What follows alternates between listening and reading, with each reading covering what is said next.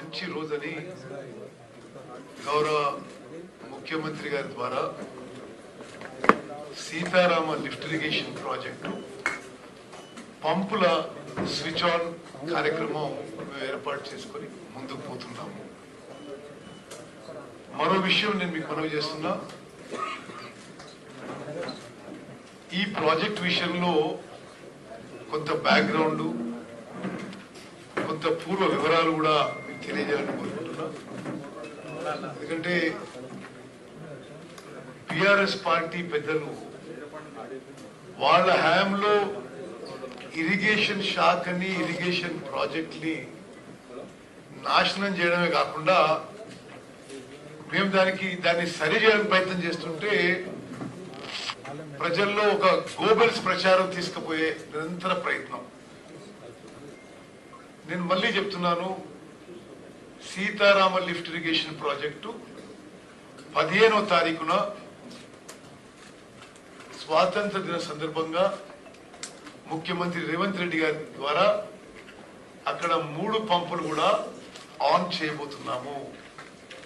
మేము ఈ ప్రాజెక్ట్ ని 15th ఆగస్ట్ 2026 కి పూర్తి స్థాయిలో కంప్లీట్ చేయబోతున్నాము. ఇది మా ప్లాన్. నేను మొదటి నుంచి కూడా ఇదే ఫిగర్స్, ఇదే విషయాలు మాట్లాడుతున్నాను. మేము డిసెంబర్ 7th 2023న ప్రమాణ స్వీకారం చేసినాం. గత 7 నెలలుగా అందులో 3 నెలలు మోడల్ కోడ్ ఆఫ్ కండక్ట్ లో పోయింది. మాకున్న ఈ తక్కువ సమయంలో ఇరిగేషన్ శాఖని గాడిలో పెట్టడానికి, కొంత సిస్టమ్స్ తీసుకురావడానికి, కొంత ప్రయారిటైజ్ చేసి ప్రాజెక్ట్స్ ని ఒక క్రమబద్ధీకరించి సిస్టమేటిక్ గా ముందుకు పోవాలని మేము చూస్తుంటే రకరకాల విమర్శలు. మీరు ఓవరాల్ ఇరిగేషన్ సెక్టర్ ఒకసారి గమనిస్తే 10 ఏళ్ల బీఆర్ఎస్ ప్రభుత్వంలో 1.81 lakh crores ఖర్చు పెట్టి నామమాత్రం కొత్త ఆయకట్టు క్రియేట్ చేశారు. 1.81 lakh crores ఖర్చు పెట్టి నామమాత్రం ఇరిగేషన్ క్రియేట్ చేయడం జరిగింది. వాళ్ళు కొన్ని ఉదాహరణలు చూస్తే ఒక అప్రాక్సిమేట్ ఫిగర్స్ లో కాళేశ్వరం ప్రాజెక్ట్ కి 1,00,000 కోట్లు ఖర్చు పెట్టి 1,00,000 ఎకరాలు కూడా కొత్త ఆయకట్టు తీసుకురాలేదు. పాలమూరు రంగారెడ్డి స్కీమ్ కి 27,000 కోట్లు ఖర్చు పెట్టి ఒక్క ఎకరం కూడా కొత్త ఆయకట్టు తీసుకురాలేదు. సీతారామ లిఫ్ట్ ఇరిగేషన్ ప్రాజెక్ట్ కి సుమారు 7,436 కోట్లు వాడు ఖర్చు పెట్టి వాళ్ళ టైంలో టిల్ నవంబర్ 23 ఖర్చు పెట్టి ఒక్క ఎకరం కూడా కొత్త ఆయకట్టు తీసుకురాలేదు. ఎస్ఎల్బిసి టనల్ పనులు వాళ్ళ టైంలో పూర్తిగా నిర్లక్ష్యానికి గురైనాయి. డిండి లిఫ్ట్ ఇరిగేషన్ స్కీము ఏమీ చేయలేదు. పాలమూరు జిల్లాలో పెండింగ్ ప్రాజెక్ట్స్ కల్వకుర్తి, నెట్టెంపాడు, మరి భీమా, కోయిల్ సాగర్ 10 ఏళ్ళు అధికారంలో ఉన్న పెండింగ్ ప్రాజెక్ట్స్ పూర్తి చేయలేదు. ఈరోజు మేము ఇరిగేషన్ శాఖకి హైయెస్ట్ ప్రయారిటీ ఇచ్చి మాక్సిమం ఫండ్స్ కేటాయిస్తూ ముందుకు తీసుకుపోయి కొత్త ఆయకట్టు క్రియేట్ చేయడం, అదేవిధంగా కొంత స్టెబిలైజేషన్ చేయడానికి ముందుకు పోతుంటే అనేక రకాల తప్పుడు విమర్శలు చేస్తుంటే ఐ థాట్ ఈరోజు మరి శ్రీనివాస్ రెడ్డి గారు, నేను we must set the record straight. ఇప్పుడు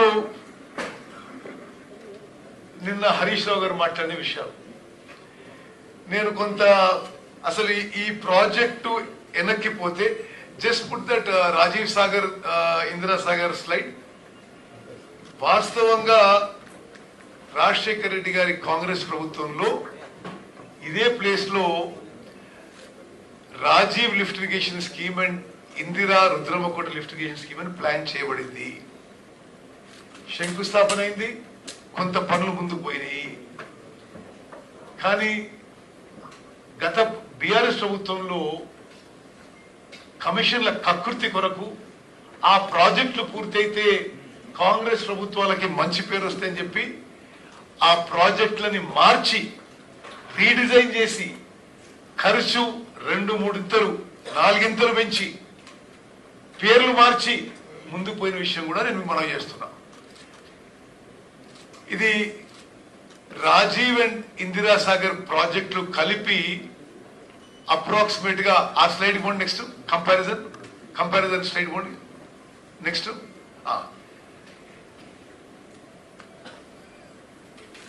Rajiv lift irrigation scheme, Indira lift irrigation scheme కలిపి 3,505 కోట్లతో పూర్తయ్యే 2 స్కీమ్స్ వీళ్ళు పెంచి 18,286 కోట్లు చేశారు. ఎట్లయితే కాళేశ్వరము 38,000 కోట్ల నుంచి రీడిజైన్ చేసి 2-3 చేసిండ్రు, దీన్ని సుమారు 4 చేసిండ్రు. అదేవిధంగా ఇరిగేషన్ పొటెన్షియల్ గత స్కీమ్ లో కూడా అంతే ఉండే, ఈ స్కీమ్ లో కొత్త ఇరిగేషన్ పొటెన్షియల్ అంతే ఉంది.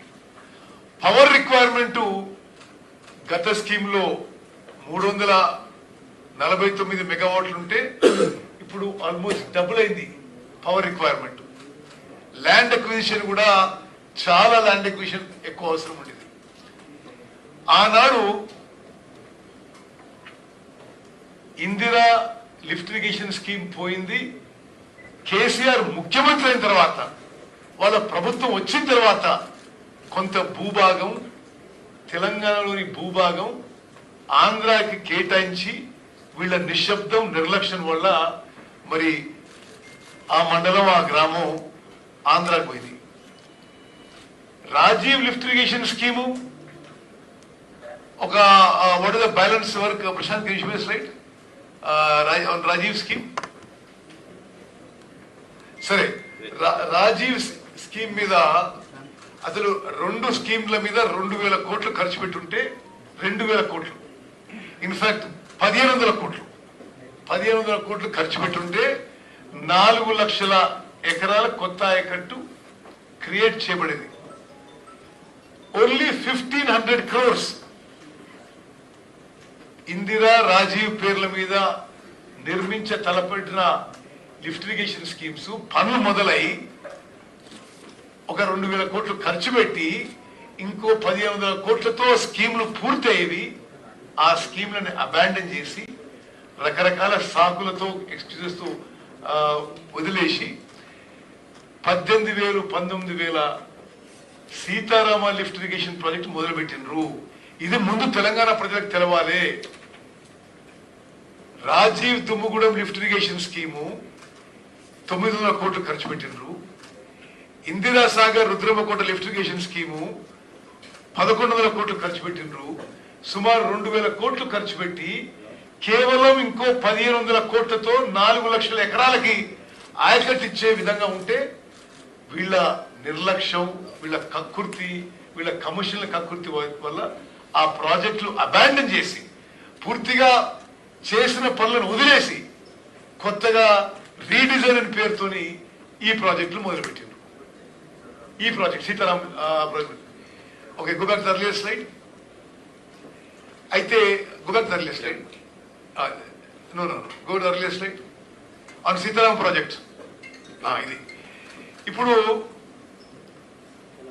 2000 ఆ Indira Sagar, Rajiv lift irrigation scheme మీద కొంత సమయం ఈ ప్రభుత్వం వచ్చిన తర్వాత కూడా, వాళ్ళ ప్రభుత్వం వచ్చిన తర్వాత కూడా కొంత ఖర్చు పెట్టి వాళ్ళు 2016లో ఈ కొత్త జియో ఇచ్చిండ్రు. ఇంతకు ఇచ్చిన జియో 7,926 కోట్లకి ఇచ్చిండ్రు. ఇప్పుడు ఆ ప్రాజెక్ట్ కాస్ట్ 19,000 కోట్లు అయింది. వాళ్ళ సమయంలోనే ఆ 7,900 కోట్ల ప్రాజెక్టు రివైజ్ ఎస్టిమేట్స్ 13,000 పోయింది, 18,000 పోయింది. ఇప్పుడు సుమారు 19,000 కోట్లు అవుతుంది. మరి దయచేసి మేము యావత్ తెలంగాణ ప్రజానీకానికి రైతులకి తెలియజేస్తుందంటే ఇది రీడిజైనింగ్ లో మరో ఘోర తప్పిదం. వాళ్ళ కరప్షన్ కోసము కకృతి కోసమే ఆ అంతకుముందు ప్రాజెక్టులు అబాండన్ చేసి ఈ సీతారామ ప్రాజెక్ట్ మొదలుపెట్టారు. ఇప్పుడు నిన్న హరీష్ రావు గారు ఏమంటారు, 90% పనులు మేము పూర్తి చేసినాం అంటున్నారు. ఇది నిజంగా హాస్యాస్పదం. వాళ్ళు ఉన్నప్పుడే రివైజ్ ఎస్టిమేట్స్ సుమారు 19,000 కోట్లు ఏది సీతారామ లిఫ్ట్ ఇరిగేషన్ ప్రాజెక్ట్. వాళ్ళు దిగిపోయిన రోజు 19,000 కోట్లు ఈ సీతారామ లిఫ్ట్ ఇరిగేషన్ ప్రాజెక్టు అయ్యే పూర్తి ఖర్చు అయితే వాళ్ళు దిగిపోయే రోజు వాళ్ళు ఖర్చు పెట్టిన అమౌంట్ 7,436 కోట్లు. నేను ఎగ్జాక్ట్ ఫిగర్ ఇస్తున్నా మీకు. అంటే ఈ సీతారామ లిఫ్ట్ ఇరిగేషన్ ప్రాజెక్ట్ కి వాళ్ళ హయాంలో physical or financial progress is 39%. ఆ తర్వాత మేము ప్రభుత్వంలోకి వచ్చినాం. సరే, ఎవరు మొదలు పెడితే ఏంది, రైతులకు మేలు జరగాలి. ప్రత్యేకంగా ఉమ్మడి ఖమ్మం జిల్లాలో 10కి 10 నియోజకవర్గాలకి గోదావరి జలాలు తీసుకురావాలనే మరి మా ప్రభుత్వం తాపత్రయంతో ఈ ప్రాజెక్టు ముందుకు పోయినాము. ఇంకో విషయం ఉంటాడు పెద్ద మనిషి, మేము అసలు మేమే సిడబ్ల్యూసి పర్మిషన్ తీసుకొచ్చినాం అంటున్నాడు. వాస్తవంగా ఈ రోజు కూడా సిడబ్ల్యూసి ఫైనల్ పర్మిషన్ రాలేదు. అంటే ఇంత అబద్ధాలు మాట్లాడితే ఎట్లా? నేను కొందరు ఎక్స్పర్ట్స్ ఒపీనియన్ ఈ విషయం మీద అంటే పేజ్ నెంబరు పారా నెంబర్తో సహా ఇస్తున్నాం మీకు, సో దట్ ఇటువంటి అబద్ధపు ప్రచారం వాళ్ళది ప్రజల్లోకి పోవద్దని. The previous BRS government failed to get the approval of cost apportionment of this project. ఇది సిడబ్ల్యూసిలో పనిచేసిన ఒక ఈ విషయాల్లో నైపుణ్యమైన వారు ఇచ్చిన ఒపీనియన్ ఇది. It failed to follow the guidelines for allocation of cost among different purposes of River Valley projects and failed in obtaining the clearance from Central Water Commission. Our Congress government, after coming to power, has followed all proper guidelines and got the approval of CWC dated 5th January 2024 for cost apportionment. దయచేసి మీరు అర్థం చేసుకోవాలి. అంటే సిడబ్ల్యూసిలో ఉన్న వివిధ అనుమతుల్లో final CWC clearance ఈ రోజు వరకు కూడా రాలే. ఈ కాస్ట్ అపోర్షన్మెంట్ అనేది చాలా ముఖ్యమైన భాగం. Without that CWC will not give final clearance. అది వచ్చింది మా ఫాలో అప్ వల్ల 5th January 2024. The cost of power component has been worked out to 927 crores and of the water component to 19,000 crores. This cost apportionment approval is given in page number 81 of the approved DPR under annexure number 12C. అంటే వాళ్ళు ఇప్పుడు approve చేసి DPR పంపించిన దాంట్లో ఇది ఈ cost అపోర్షన్మెంట్ 5th January 2024 వాళ్ళు ఇవ్వడం జరిగింది. అదేవిధంగా వాళ్ళు ఉన్న సమయంలో సిడబ్ల్యూసి అప్రూవల్ కి ఏది సెంట్రల్ వాటర్ కమిషన్ కి చాలా ముఖ్యమైనది బెనిఫిట్ కాస్ట్ రేషియో. ఇది లేకుండా DPR will never be approved. The BC ratio gives the cost that is being incurred to a project versus the benefits that one would get out of the project. If the BC ratio is less than 1.5, then the project would not be approved. The then BRS government failed to get the BC ratio approved for Sitarama project. After the Congress government came to power, we worked out the various cropping patterns and the associated crop yields and the cost and benefits associated with all these, And by following proper guidelines and procedures, we worked out the BC ratio of 1.57, which is approved by the competent authority of Central Water Commission. The Central Water Commission has approved the benefit cost ratio of Sitarama lift irrigation project on 30th May 2024. 30th May 2024 ఎవరు అధికారంలో ఉన్నారు, ఎవరు government మీకు తెలుసు. This is ఇంకా మీ clarity కోసం, వాళ్ళు చూసుకోవడం కోసం is given at page number 83 and 84 in the approved DPR with annexure number 13A. అంటే కాస్ట్ అపోర్షన్మెంట్ కూడా వాళ్ళ సమయంలో కాలేదు, బీసీ రేషియో కూడా వాళ్ళ సమయంలో కాలేదు.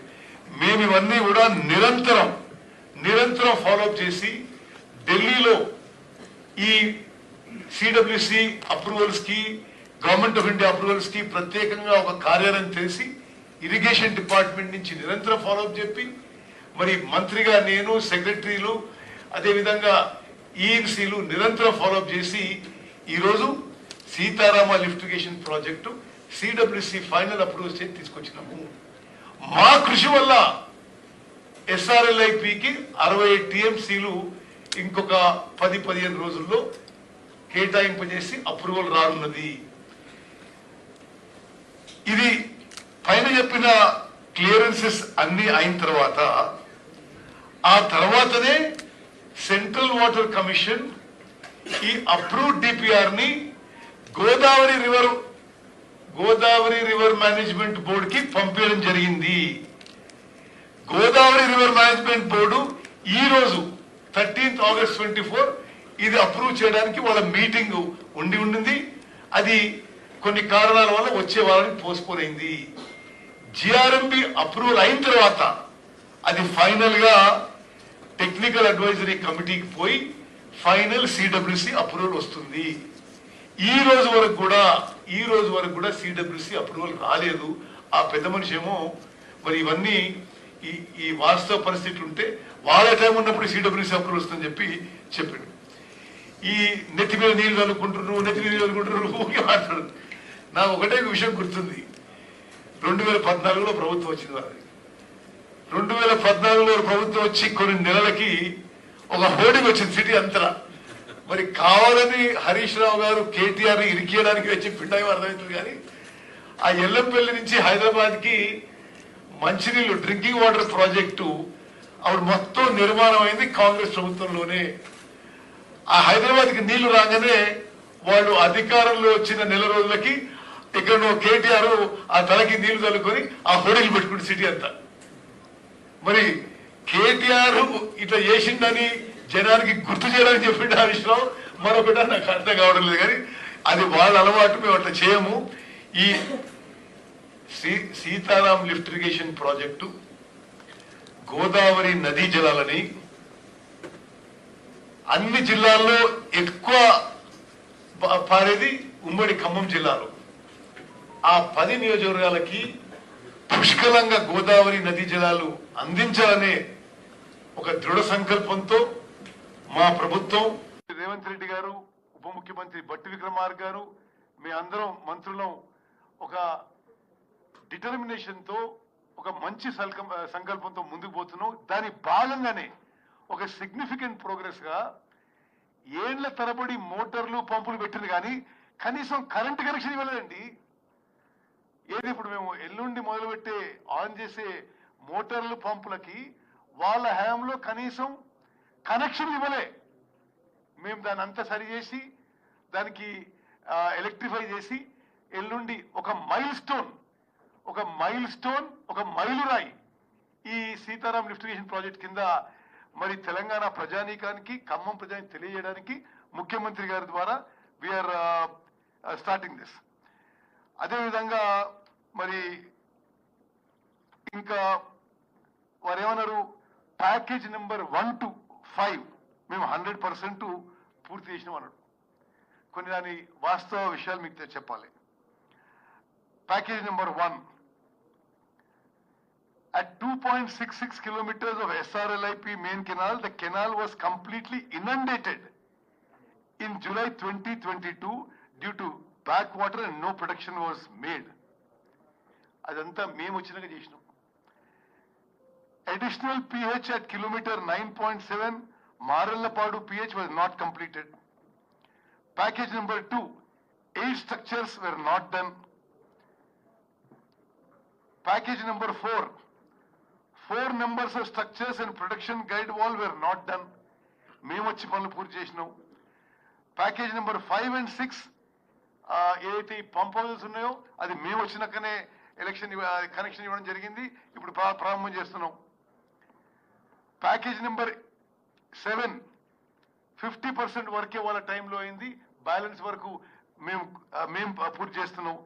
ప్యాకేజ్ నెంబర్ 8 అసలు వాళ్ళ సమయంలో నిర్ణయమే జరగలేదు, నిర్ణయం కూడా జరగలేదు. అది ఇప్పుడు మేము చేయిస్తున్నాం. అదేవిధంగా మేము ప్రభుత్వం ఏర్పాటు చేసిన తర్వాత ఈ ఎంత అశ్రద్ధ, నిర్లక్ష్యం, అన్ప్లాన్డ్ అంటే వాళ్ళు పంప్ హౌజులు మెయిన్ కెనాల్కి కొంత వర్క్ చేసింది, కానీ డిస్ట్రిబ్యూటర్లకి ఈ సీతారామ ప్రాజెక్ట్కి డిస్ట్రిబ్యూటరీ సిస్టమ్కి ల్యాండ్ అక్విజిషన్ చేయలేదు, డిస్ట్రిబ్యూటరీ సిస్టమ్కి కెనాల్ తవ్వలేదు. మరి ఆ పనులన్నీ ఇప్పుడు మేము మొదలు పెట్టినాం. Land acquisition for distributary system and canals ఇప్పుడు ల్యాండ్ అక్విజిషన్ చేస్తున్నాము, టెండర్స్ పిలుస్తున్నాము.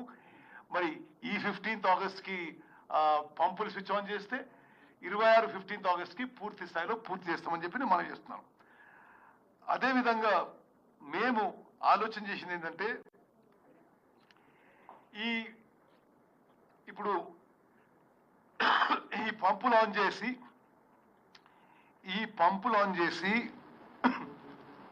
నీళ్లు ప్రవహిస్తున్నాయి కాబట్టి ఎంకూర్ లింక్ కెనాల్ అని ఒక లింక్ కెనాల్ పూర్తిగా మా టైంలోనే మేము ఆ లింక్ కెనాల్ డిజైన్ చేసి అది తవ్వించి పూర్తి చేయించి ఎన్ఎస్పి ఆయకట్టు స్టెబిలైజ్ చేయడానికి దీని ద్వారా 1,18,000 ఎకరాల ఆయకట్టుకి ఎన్ఎస్పి ఆయకట్టు స్టెబిలైజ్ చేయడానికి మేము ముందుకు తీసుకుపోతున్నాం. మరి మిత్రులారా, ఇప్పుడు మేము సరే ఈ ఎస్ఆర్ఎల్ఐపి గురించి మాట్లాడుతున్నాం కాబట్టి మా ఫ్యూచర్ కోర్స్ ఆఫ్ యాక్షన్ కూడా నేను మీకు మనవి చేస్తున్నాను.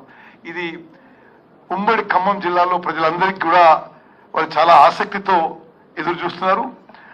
ప్రధాన కాలువ 9.85 కిలోమీటర్స్ వద్ద మారళ్లపాడు ఎత్తిపోతల ద్వారా పినపాక నియోజకవర్గానందు 15,795 ఎకరాల ఆయకట్టుకి సాగునీరు అందుతుంది.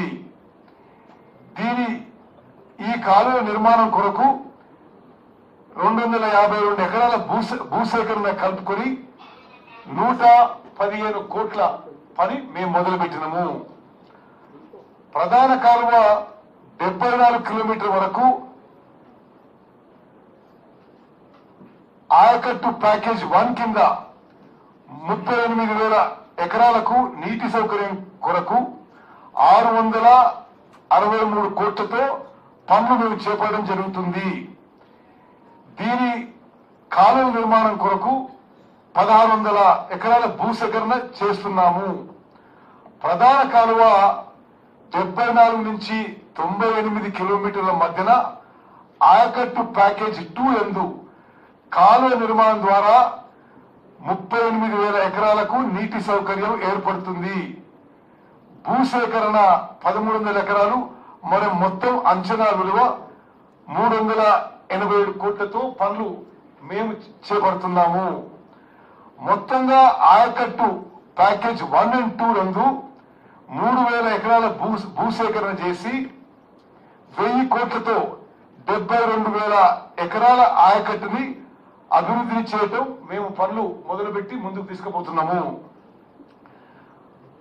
మరి అదేవిధంగా మీకు ముందు ఆ ఎల్కూరు కాలువ గురించి చెప్పిన ప్రధాన కాలువ 102 కిలోమీటర్ల నుండి నాగార్జున సాగర్ ఎడమ కాలువకు రాజీవ్ లింక్ కెనాల్, ఆ లింక్ కెనాల్ ని రాజీవ్ లింక్ కెనాల్ అని నామకరణం చేసినాం.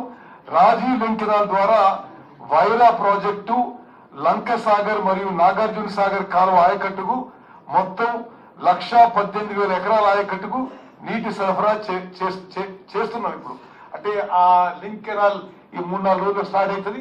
ఇది ఇమీడియట్ గా దాని ద్వారా ఇప్పుడైతే ఎన్ఎస్పి నీళ్ళు వస్తున్నాయి. ఎన్ఎస్పి నీళ్ళు రానప్పుడు గోదావరి జలాలతో ఆ ఆయకట్టు స్టెబిలైజ్ చేస్తాం.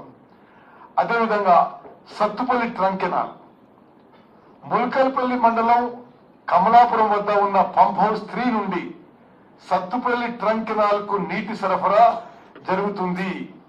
ఇది మొత్తం 4 ప్యాకేజీలుగా ప్యాకేజ్ 9 to 12 పనులు 50% వరకు పూర్తి చేయడం జరిగింది.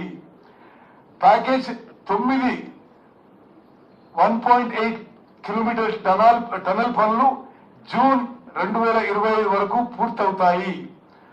ముందుగా భూసేకరణ నిమిత్తం 70 కోట్లు చెల్లించి సత్తుపల్లి ట్రంక్ కెనాల్ పనులు త్వరితగతిన పూర్తి చేస్తాము. సత్తుపల్లి ట్రంక్ కెనాల్ కింద ఆయకట్టు ప్యాకేజ్ 6, 7 and 8 ద్వారా 1,600 కోట్లతో 1,52,000 ఎకరాల ఆయకట్టు సాగులోకి తీసుకొస్తాము. దీని యందు భూసేకరణ 3,400 ఎకరాల నిమిత్తం 341 కోట్లు కలుపుకొని మొత్తం అంచనా విలువ 1,650 కోట్ల రూపాయలు. ప్రధాన కాలువ 104 నుంచి 113 వరకు జూలూరుపాడు టనెల్, ప్రధాన కాలువ 110 కిలోమీటర్ల నుండి 112 కిలోమీటర్ల మధ్య 1.65 కిలోమీటర్ టనెల్ నిర్మాణం త్వరితగతిన చేపట్టి పాలేరు లింక్ కెనాల్ కి నీరు అందేలా చర్యలు చేపడుతున్నాము. పాలేరు లింక్ కెనాల్ లో భాగమైన ప్యాకేజ్ 13 పనులకు కూడా త్వరలో టెండర్ల ప్రక్రియ పూర్తి చేసి పనులు మొదలుపెట్టి వేగవంతంగా పూర్తి చేస్తాము. దీని ద్వారా 42,000 ఎకరాల నూతన ఆయకట్టుతో పాటుగా పాలేరు కింద ఉన్న నాగార్జున సాగర్ ఆయకట్టు కూడా నీరు అందుతుంది. మిత్రులారా, ఇది ఇప్పుడు మేము చేయబోయే పనులు ఈ 2 years లో పూర్తి చేస్తాం. మొత్తం సారాంశం ఏంటంటే Rajiv lift irrigation project, Indira Sagar project అది మార్చి సీతారామ లిఫ్ట్ ఇరిగేషన్ ప్రాజెక్ట్ కట్టడమే తప్పుడు నిర్ణయము. కేవలం వాళ్ళ కమిషన్ల కకృతి కొరకు ఆ ప్రాజెక్టు కడితే కాంగ్రెస్ పార్టీకి పేరు వస్తుందని ఒక రాజకీయ దురుద్దేశంతో దుర్బుద్ధితో రీడిజైన్ చేసి ప్రాజెక్టు మార్చడం జరిగింది. ఆ రోజు అట్లా చేసి ఈ రోజు సరే మీరు మొదలుపెట్టిన ప్రాజెక్ట్ అయినా సరే ఒక సదుద్దేశంతో గోదావరి నదీ జలాలు ఖమ్మం జిల్లాలో మరి చేరి ఒక 7 లక్షల ఎకరాల ఆయకట్టుకి నీరందాలని మేము ముందుకు పోతుంటే దాన్ని మళ్ళీ ఒక రకరకాలుగా మాట్లాడటం ఇది మరి ప్రజలందరూ గమనించాలని చెప్పి కోరుకుంటున్నాం. అదేవిధంగా మేము చేసినాం అని చెప్పిన దానికి నేను మీకు అంకెలతో సహా చెప్పిన 19,000 కోట్ల ప్రాజెక్ట్ కి వాళ్ళు దిగిపోయిన రోజు ఖర్చు పెట్టిన మొత్తం అమౌంట్ 7,436 కోట్లు. 39% ప్రాజెక్టు పూర్తి చేసిండ్రు. మేము ఆ ప్రాజెక్టు పూర్తి చేసి ఎల్లుండి ముఖ్యమంత్రి గారి ద్వారా పంప్ హౌస్ అన్ని కూడా ఆన్ చేసి 2 ఏళ్లలో 15th August 2026 కి ప్రాజెక్టు పూర్తి చేసి ఖమ్మం జిల్లాలో 7 లక్షల ఎకరాలకి ఆయకట్టుకి నీళ్లు ఇవ్వబోతున్నామని చెప్పి నేను మనం చేస్తున్నాను. ఇప్పుడు శ్రీనివాస్ రెడ్డి గారు మాట్లాడతారు.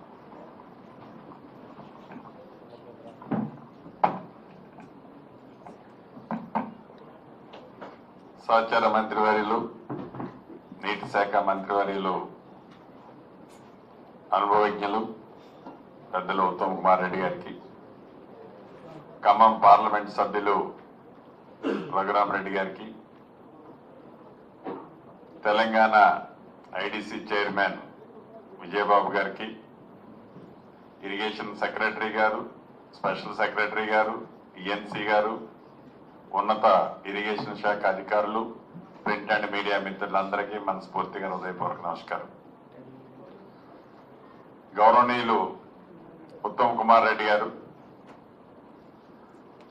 సీతారామ ప్రాజెక్టు గురించి చాలా వివరంగా విపులంగా తెలంగాణ రాష్ట్ర ప్రజలతో పాటు ఉమ్మడి ఖమ్మం జిల్లా ప్రజలకు ఇప్పుడే తెలియజేయడం జరిగింది. నేను చాలా క్లుప్తంగా ఒక 4-5 ప్రశ్నలు సూటిగా ఆనాడు ఇరిగేషన్ శాఖ మంత్రిగా ఉన్న గౌరవ హరీష్ రావు గారిని, సెకండ్ స్పెల్లో ఇరిగేషన్ శాఖ మంత్రిగా ఉన్న ఆనాటి మాజీ ముఖ్యమంత్రి వర్యులు చంద్రశేఖరరావు గారిని ప్రశ్నించదలుచుకున్నా. ఇందాక పెద్దలు ఉత్తమ్ కుమార్ రెడ్డి గారు చెప్పినట్లు వారు ముఖ్యమంత్రిగా దిగిపోయే నాటికి సీతారామ ప్రాజెక్టు కాస్టు సుమారు 18,300 కోట్ల కింద నిర్ణయించారు. వారు దిగిపోయే నాటికి వారు చెప్పిన లెక్కల ప్రకారమే వారు ఖర్చు పెట్టింది 7,300 కోట్లు. మరి 18,300 కోట్లకి 7,300 కోట్లు ఖర్చు పెడితే 90% పని కంప్లీట్ అయింది చెప్పుకోవటం ఏ లెక్క ప్రకారం అయింది అనేది వారిని అడుగుతున్నా. ఎస్, మీరన్నట్లు మోటార్లు మేమే తీసుకొచ్చాం, మోటార్లు మేమే నట్లు బోల్ట్లు దగ్గరుండి బిగించాం, మోటార్లంతా రెడీ చేశామన్నారు. నిజంగా మీరే చేశారు. మోటార్లు ఉత్తమ్ కుమార్ రెడ్డి గారో, రేవంత్ రెడ్డి గారో, శ్రీనివాస్ రెడ్డి గారో, తుమ్మల నాగేశ్వరరావు గారు బిగించామని మేమేం చెప్పుకోలే, మీరే బిగించారు. ఎందుకు బిగించారాయా మోటార్లు అంటే, మోటార్లు బిగిస్తే మీకు ఎక్కువ కమిషన్ వస్తుంది, మోటార్లు బిగిస్తే ఎక్కువ కమిషన్ వస్తుంది కాబట్టి మోటార్లు బిగించారు. మీకు ఎక్కడ లాభం ఎక్కువ వస్తుందో, ఎక్కడ కమిషన్లు ఎక్కువ వస్తుందో అది మీరు పని చేయటమే తప్ప ప్రజలకు ఉపయోగకరమైన పని చేయాలన్న చిత్తశుద్ధి మీలో లేదు. మీరు చెప్పిన దాంట్లోనే అర్థమవుతుంది.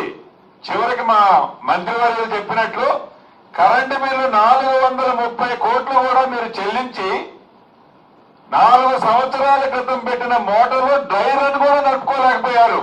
అంటే డ్రై రన్ చేస్తే 430 కోట్లు ఎలక్ట్రిసిటీ డిపార్ట్మెంట్ కడితే దాంట్లో నుంచి మీకు రావాల్సింది రాదు కదా.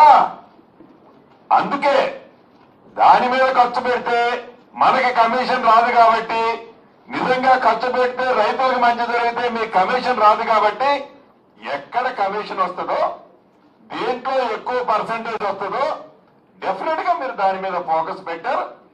దాని మీద పెట్టే ఈనాడు మేము 90% చేశాము, మేము మోటార్లన్నీ కరెంటు వైర్లన్నీ బిగిస్తే ఉత్తమ్ కుమార్ రెడ్డి గారు వచ్చి స్విచ్ ఆన్ చేశారు అంటున్నారు. బిగించింది మీరే. ఎక్కడైతే ఎక్కువ డబ్బు మిగులుతుందో ఆ ఐటమ్స్ చేసుకుంటూ పోయారు. అనేక వేదికల మీద మా మంత్రి గారు నేను చెప్పాం, కమిషన్ల కోసమే మీరు ఆలోచించారు తప్ప కుక్క గోతుల్లాగా ఒక సైంటిఫిక్ గా మీరు పని చేయలేదనేది అనేక సందర్భాల్లో చెప్పాం. చెప్పింది నిజం. నేను సీతారామ ప్రాజెక్టు 0 నుంచి ఎండ్ దాకా కెనాల్ మీద తిరిగా. మీరు తిరిగి మాట్లాడుతున్నారు, నేను తిరిగి మాట్లాడుతున్నా. మాజీ మంత్రివర్యులు ఒక్కసారి ఆలోచించుకోండి. మీకు చిత్తశుద్ధి లేదు. ఖమ్మం జిల్లా మీద ప్రేమ ప్రేమ ఒలకబోసి చెప్తున్నారు కదా. ఖమ్మం జిల్లా ప్రజలు 2014లో మిమ్మల్ని ఆదరించింది 1 సీటు, 2018లో మిమ్మల్ని ఆదరించింది 1 సీటు, 2023లో పొరపాట్లు అది గెలిచింది నా శిష్యుడు నా బొమ్మ పెట్టుకొని, ఆరగేలు గెలిచింది 1 సీటు. ఖమ్మం జిల్లా ప్రజలు ఎప్పుడు మీ మాయ మాటలు, మీ మాటలు, మీ మామ మాటలు, మీ ఇద్దరు మాయ మాటలు ఎప్పుడు ఖమ్మం జిల్లా ప్రజలు నమ్మలేదు, విశ్వసించలేదు. భవిష్యత్తులో కూడా మీరు ముక్కు నేలకు రాసిన ఖమ్మం జిల్లా ప్రజల నుంచి కానీ, ఖమ్మం జిల్లా సీట్ల గురించి కానీ మీకు గతంలో వచ్చిందన్న ఒక్కటి వచ్చింది. మళ్ళీ ఎప్పుడన్నా ఎన్నికలు వచ్చినప్పుడు మీకు వచ్చేది బిగ్ జీరోనే. కాబట్టి ఖమ్మం జిల్లా ప్రజల గురించి, ఆ ప్రాంతాన్ని గురించి మాట్లాడే నైతిక హక్కు, ఆ గిరిజన ప్రాంతం గురించి మాట్లాడే నైతిక హక్కు మీ ప్రభుత్వానికి, మీ ఆనాడు పరిపాలించిన మీ ప్రభుత్వానికి లేదని మరొక్కసారి ఈ వేదిక మీద నుంచి మీకు చెప్తున్నా.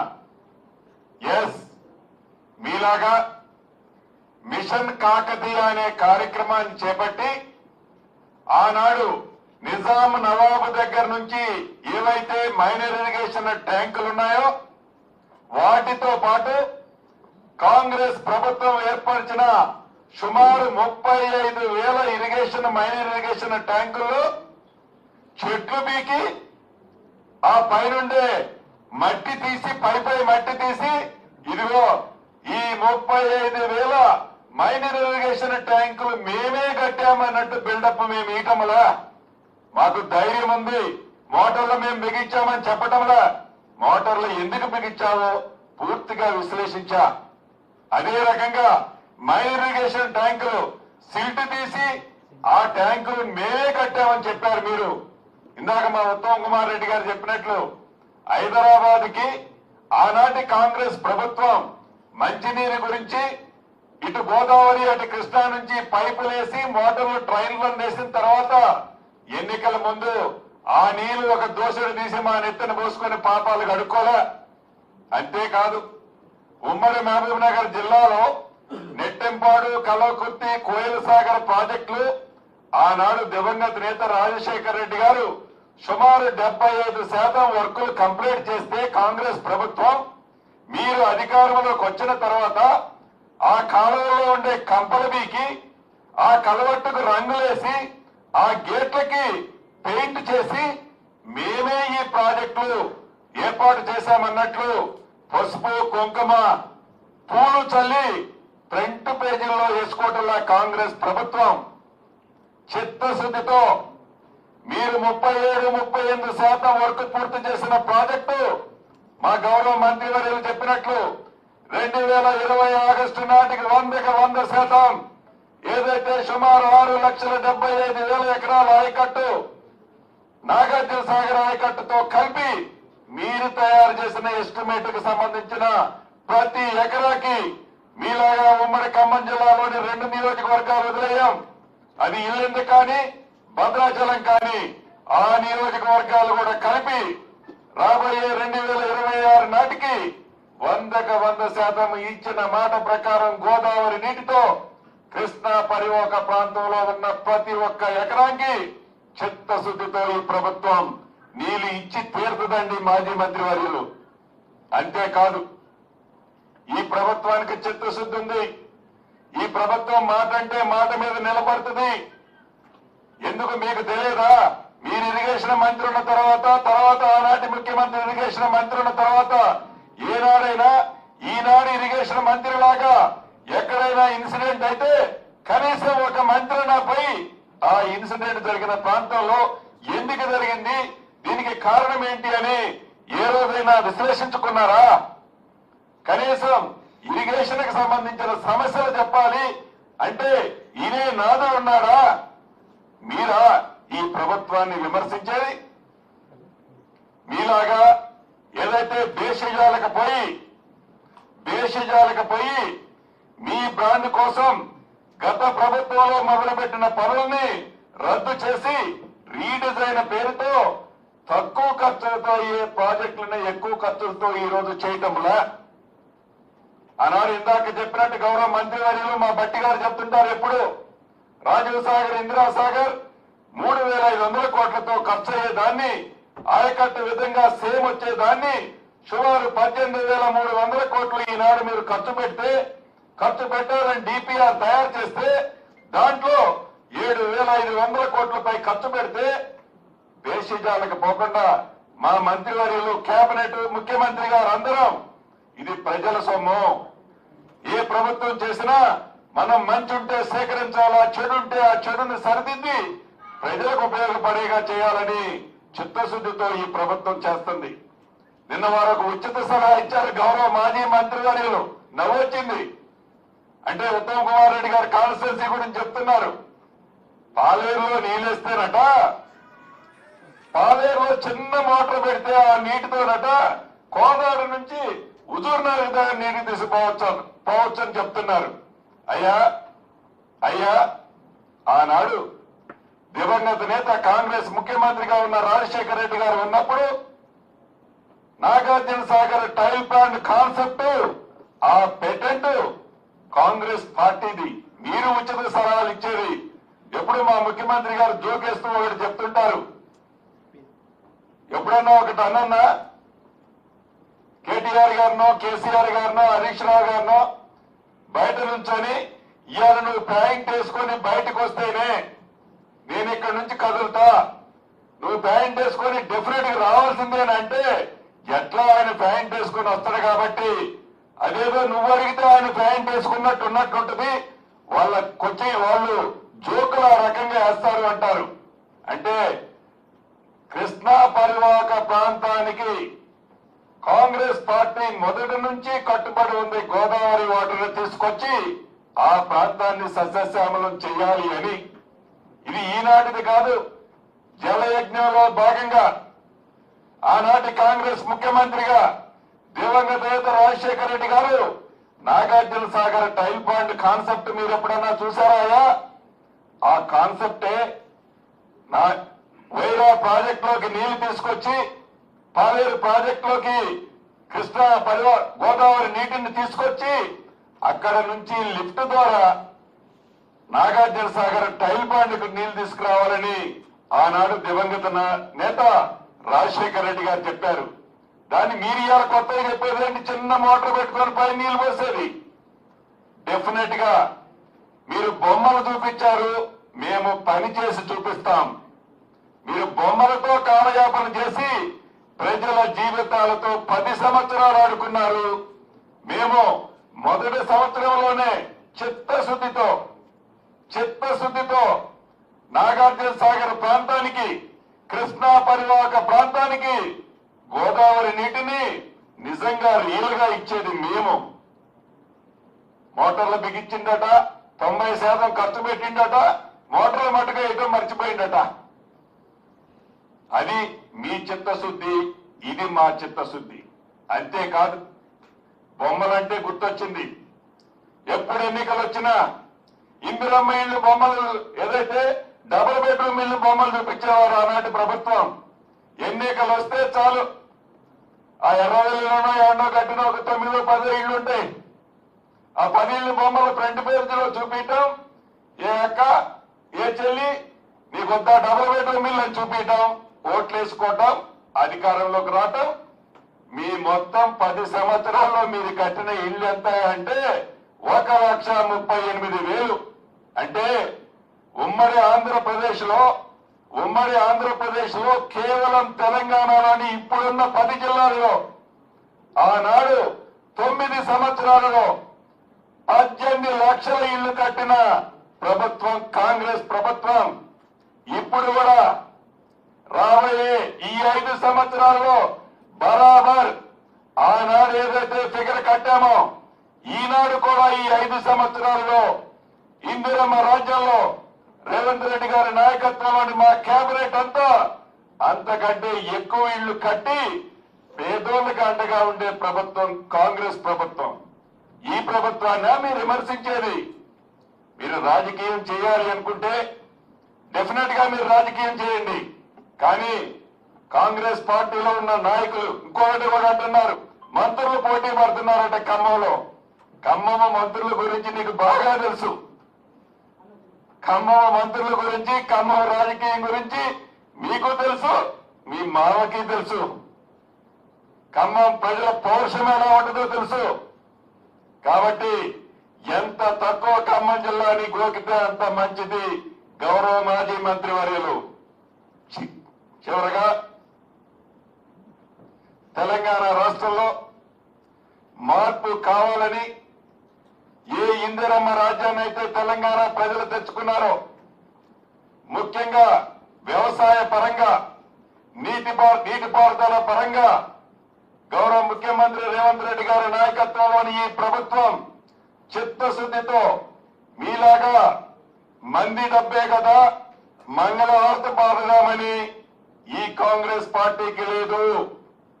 ప్రతి పైసాని మా సొంత డబ్బులాగా, నా సొంత డబ్బు ఎలా ఖర్చు పెడతామో, రేవంత్ రెడ్డి గారు సొంత పైసాని ఎలా ఖర్చు పెడతారో, ఉత్తమ్ కుమార్ రెడ్డి గారి సొంత రూపాయిని ఎలా ఖర్చు పెడతారో ప్రజలు కట్టే సొమ్ము, ట్యాక్సుల రూపం చెల్లించే డబ్బు అది పేదోళ్ల డబ్బు. చిత్తశుద్ధితో వాటిని ప్రజలకే ఉపయోగకరమైన పనులకే ఉపయోగిస్తాం. మీరు ఎంత రెచ్చగొట్టినా, మీరు మమ్మల్ని ఎంత డైవర్ట్ చేయాలనుకున్నా, మీరు ఎన్ని గజకరణ వేషాలేసినా ఈ కాంగ్రెస్ పార్టీ ఒక్క అడుగు కూడా వెనక్కి ఏదో ప్రజలకు ఇచ్చిన ప్రతి మాటని చిత్తశుద్ధితో చేస్తది అని కూడా ఆ మంత్రివర్యులకి ఈ వేదిక మీద నుంచి తెలియజేస్తూ, చివరగా కాంగ్రెస్ పార్టీ మీద విశ్వాసంతో, నమ్మకంతో ఆనాడు ఉమ్మడి ఖమ్మం జిల్లా ప్రజలు కానీ, తెలంగాణ ప్రజలు కానీ పట్టం కట్టారు. గడిచిన ఈ 8 నెలలలో ముఖ్యమంత్రి గారు, కేబినెట్ మంత్రులు, ఎమ్మెల్యేల అందరము సుమారు 15-16 గంటలు ప్రతిరోజు కష్టపడి ఆనాడు ప్రభుత్వం అస్తవ్యస్తంగా తయారు చేసి మా నెత్తిన, తెలంగాణ ప్రజల నెత్తిన 7,18,000 కోట్లు అప్పు చేసిపోయారని మేము ఇంట్లో కూర్చోలే. మీరు చేసిన అప్పును కూడా మేమే కడుతూ తెలంగాణ ప్రజలకి ఏవైతే హామీలు ఇచ్చామో హామీలతో పాటు అభివృద్ధిని కూడా చేస్తూ నిజాయితీతో ఈ ప్రభుత్వం పనిచేస్తుంటే కళ్ళు వారవలేక 8 నెలలే అయింది మీకు పవర్ లేక 8 నెలలకే మీరు ఇంత అద్దలకుద్దలమవుతున్నారు పవర్ పోయిందని. మరి 10 సంవత్సరాలు ఈ రాష్ట్రానికి అనేక ప్రాజెక్టులు, అనేక సంక్షేమ కార్యక్రమాలు చేసిన కాంగ్రెస్ పార్టీ ఎలా తట్టుకుందండి? వ్యక్తిగతంగా ప్రతి వ్యక్తిని టార్గెట్ చేసి అన్నారు మీరు ఇబ్బందులు పెట్టినా కాంగ్రెస్ పార్టీ ఎప్పుడూ తొందరపడలే. కనీసం మాకు ఒక 3-4 సంవత్సరాలు పరిపాలించిన తర్వాత మీరేదన్నా మాట్లాడితే అప్పుడేమన్నా ప్రజలు ఆలకిస్తారేమో, కానీ 6-7 నెలలు కూడా మేము పరిపాలించక ముందే మా పరిపాలన మీద, మా పనుల గురించి, మేము చేసే ప్రజా శ్రేయస్సు గురించి చేసే పనుల్ని విమర్శిస్తున్నది ప్రతిదీ ప్రజలు గమనిస్తున్నారు. మీరు అధికారం కోసం ఎంత తహతలాడుతున్నారో నిజంగా మీరు ఒక్కటి గమనించండి. ప్రభుత్వం వచ్చి నెల కూడా కాల, నెల రోజులు కాకముందే మీరు ఆనాడు ప్రభుత్వాన్ని కూలుస్తున్న పెద్ద ప్రభుత్వం మీరు. ప్రతిదీ ప్రజలు గమనిస్తున్నారు. ప్రభుత్వాన్ని కూలుస్తున్నారంటే ఎవరు కూలుస్తున్నారు? ఇప్పుడు మీ ప్రతినిధులు. భవిష్యత్తు కూడా అంతే ఉంటుందని మరొక్కసారి ఈ వేదిక ద్వారా వారికి తెలియజేస్తూ, రాష్ట్ర ప్రజలందరికీ మరొక్కసారి ఏ మనసుతో మీరు ఈ ప్రభుత్వాన్ని ఆశీర్వదించి దీవించి తెచ్చుకున్నారో దానికి కట్టుబడి నిబద్ధతతో మేము పని చేస్తామని మరొక్కసారి తెలుపుకుంటూ సెలవు తీసుకుంటున్నాను. ఇంకో విషయం చెప్పాలి మీకు. దీనికి water source Seethamma Sagar barrage గా మొదలుపెట్టి ఒక 200-300 కోట్లు ఖర్చు పెట్టి అది పూర్తిగా అబాండన్ చేశారు. అది ఇప్పుడు ఎన్జిటి కేసు అని ఇంకో కేసు అని ఆగిపోయింది పనులు.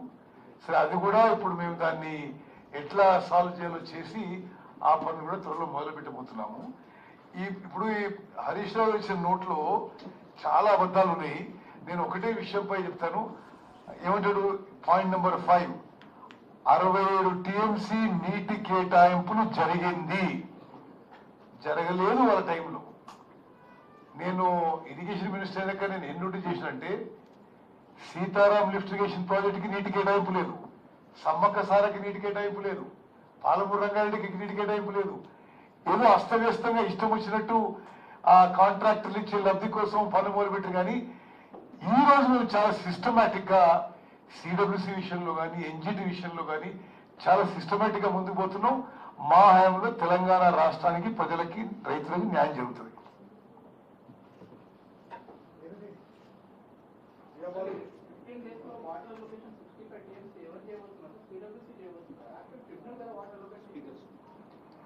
అంటే CWC approval government Godavari tribunal లేదు కదా.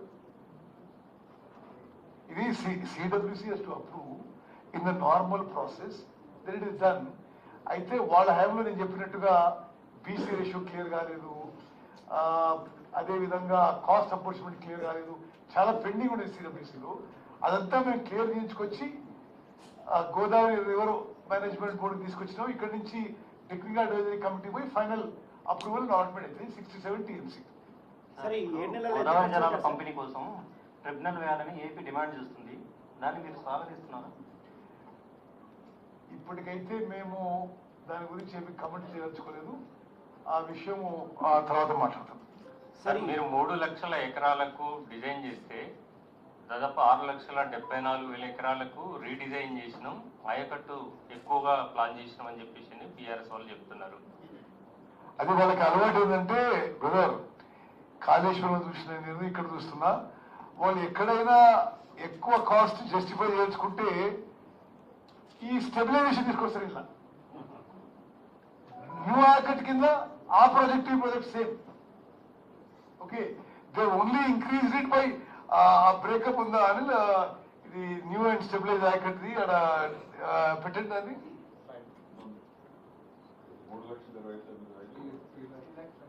అదే ఇప్పుడు కొత్త ఆయకట్ ఈ ప్రాజెక్ట్ కింద 3.29 lakh acres, stabilise ayacut 3.45 lakh acres, original design కింద న్యూ ఆయకట్ 4 lakh acres.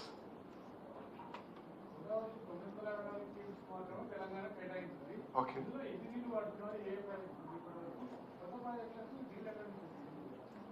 సరే నేను ఈ మీ ప్రశ్నకి వివరంగా రేపు ఇప్పుడు మళ్ళీ జవాబు చెప్తా. ఓకే, ఆ కేటాయింపు విషయం మనం మాట్లాడదాం.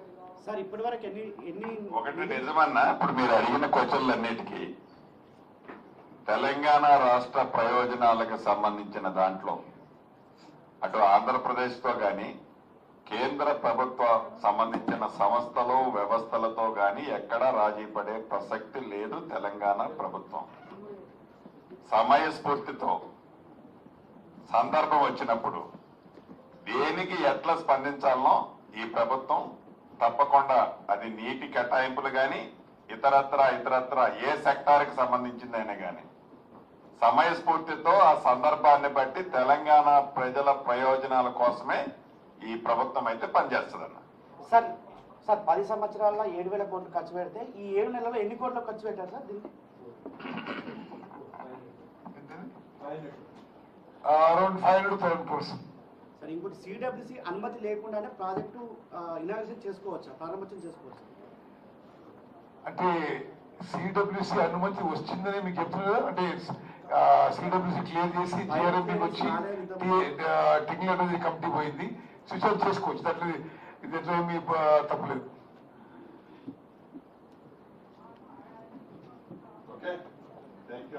Balu last. Sir, one off-topic question. Can I ask you about Sunkishala or is it off-topic? Sunkishala. Sunkishala, let's leave it for today. Okay, thank you.